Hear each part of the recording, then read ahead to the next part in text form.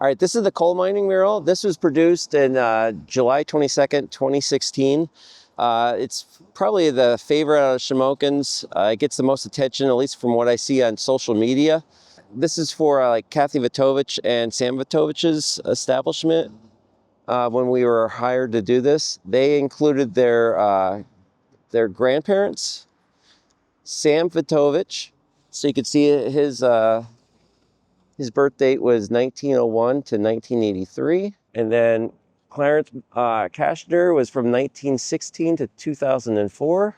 I thought it would be cool if we did this in like a monochromatic coloring scheme, because using color for coal mining, I think it would just take away from the effect. I would like to do something that was a little bit more ominous and dark pertaining to the feel of coal. It would be really cool to incorporate When Coal Was King as the title to it. In the upper right, there's the Glen Burn back in operation.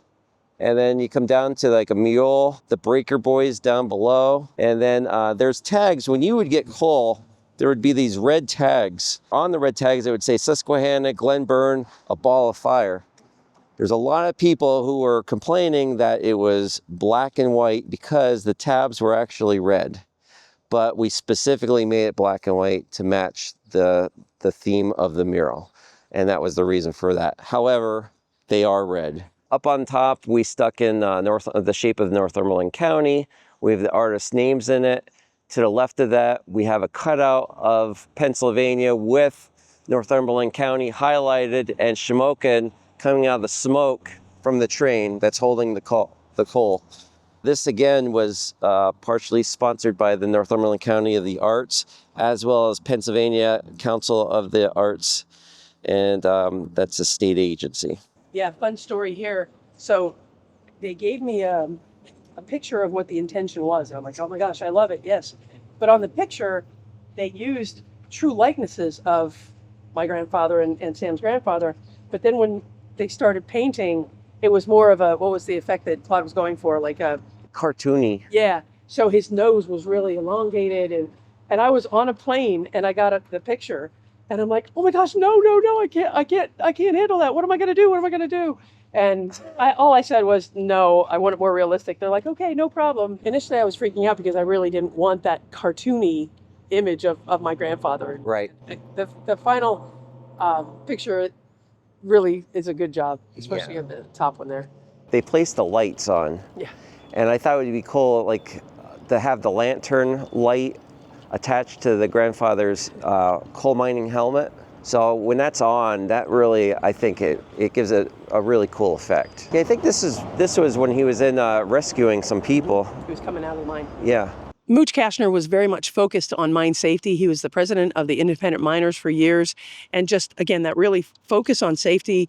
He knew how many people would be hurt and or killed in mines. So many stories that I could tell about Mooch and how important he was to that improvement in safety standards, etc.